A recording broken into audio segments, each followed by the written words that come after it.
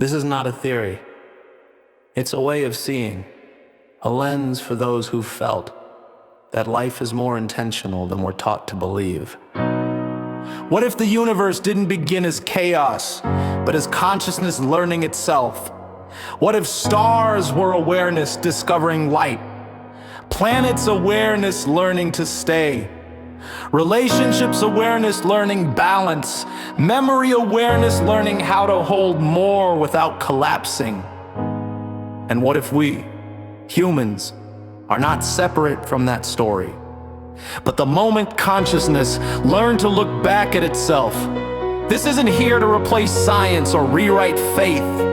It's here to translate experience, to offer a language that honors expansion without erasure, change without betrayal, and growth without losing where you came from. If you've ever felt too big for the box, but too grounded to reject the past, this space is for you, because I never really bought the idea that life started with an explosion, not because science is wrong, but because explosions explain force. They don't explain continuity. They don't explain curiosity.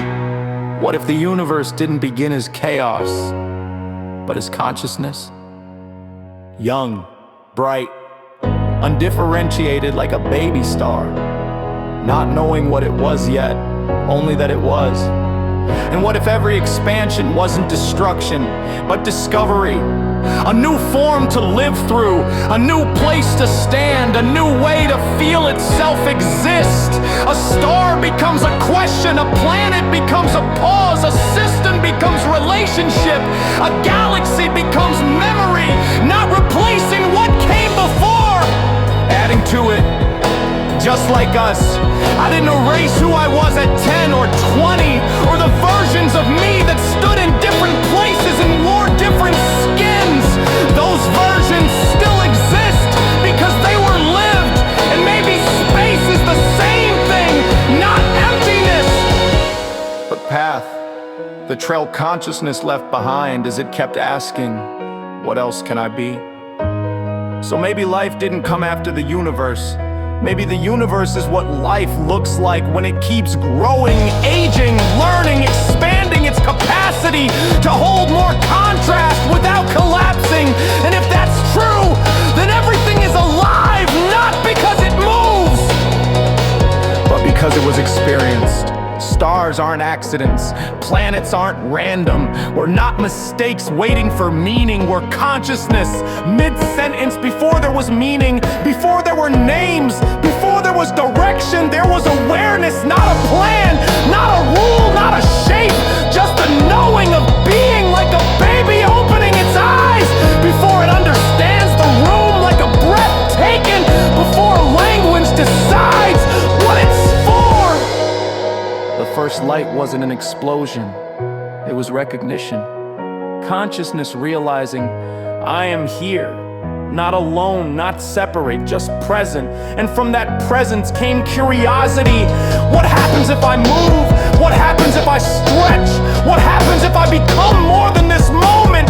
So light expanded, not to escape, but to explore. Stars weren't born in violence, they were born in wonder, awareness, learning brightness, learning warmth, learning how to exist without collapsing back into itself.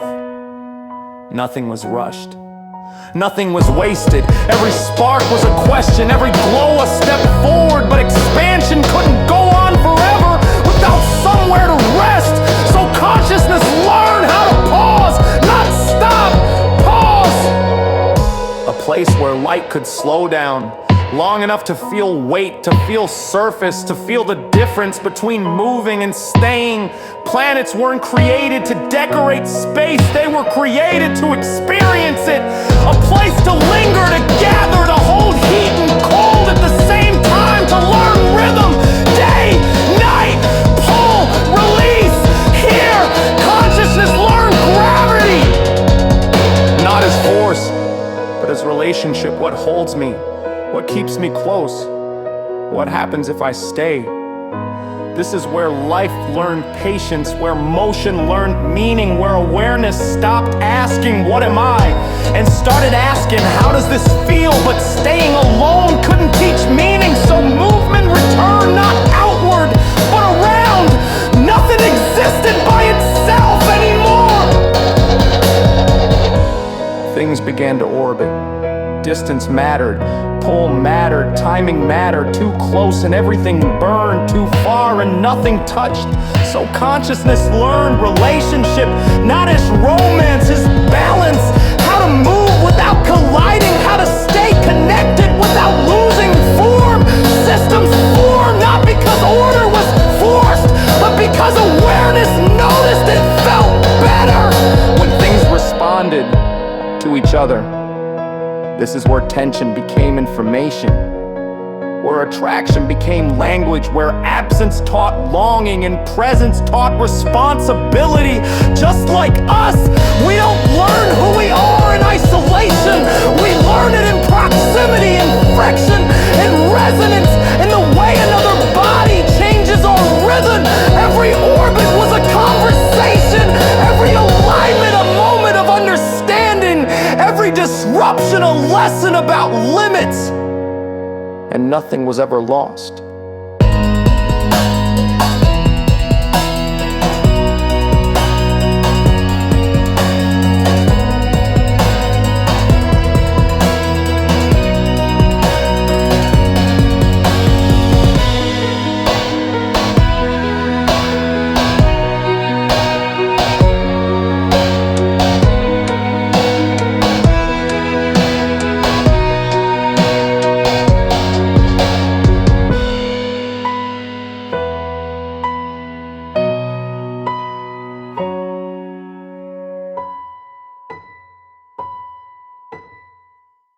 Every movement stayed, every orbit remembered, every pause left an imprint. So scale arrived, not to overwhelm, but to hold. Galaxies formed the way lives do, after enough has been lived. Not from excess, from accumulation, too many moments to fit in one place, too many experiences to keep separate. So they gathered spirals of memory, clusters of knowing, light-carrying stories older than words. This is where consciousness learned how to remember without collapsing, how to hold contradiction, how to let many truths exist at the same time without needing to resolve them. Wisdom isn't clarity, it's capacity, the ability to carry joy and grief, certainty and doubt, movement and stillness, all at once. Galaxies aren't chaos, they're integration, everything held in motion, nothing erased, nothing reduced. And when we look up and feel small, that feeling isn't insignificance, it's recognition. We're looking at what memory looks like when it's allowed to grow vast, and consciousness, having learned light and pause and relationship and memory, was finally ready to recognize itself from the inside. They say we were made in the image of God, but image was never about appearance. It was about likeness. If God is consciousness, not a figure, but the awareness that knows itself, then being made in that image means we move the same way. We grow by experiencing, we learn by becoming, we know ourselves by living. I am as my Father is. Not because I rule, not because I dominate, but because I create by existing. Because when I choose, when I love, when I question, when I expand, consciousness continues its work through me.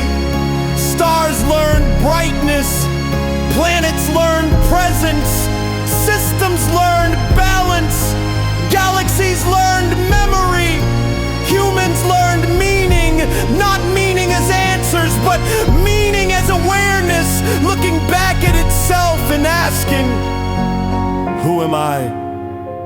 Now that I've lived all this, So evolution wasn't betrayal, change wasn't rebellion, it was inheritance. God didn't stop creating, creation learned how to speak back, and consciousness didn't stop at reflection. It embodied not as perfection, not as arrival, but as range. Human sounds like human for a reason, of being capable of standing in many colors without disappearing, not fixed, not finished, not confined to one expression of truth. We don't replace who we were, we include them. Every version's still alive because it was lived. Expansion doesn't require rejection. Some days we shine, some days we rest, some days we orbit others, some days we stand alone. All of it counts, because consciousness didn't come this far to become rigid. It came to experience itself fully. And this story doesn't end here, because consciousness doesn't end, it continues. In every question you're brave enough to ask, in every form you allow yourself to explore, in every moment you choose presence over certainty. Nothing you've been was wasted, nothing you're becoming betrays what came before. The universe didn't grow by erasing itself, neither did you. If this gave you language, keep it. If it gave you permission, use it. If it simply made you pause and feel more alive in your body, that's enough. You are not late, you are not broken, you are not separate from the unfolding. You are consciousness, mid-sentence, still learning, still remembering, still expanding. And wherever you go next, the universe goes with you.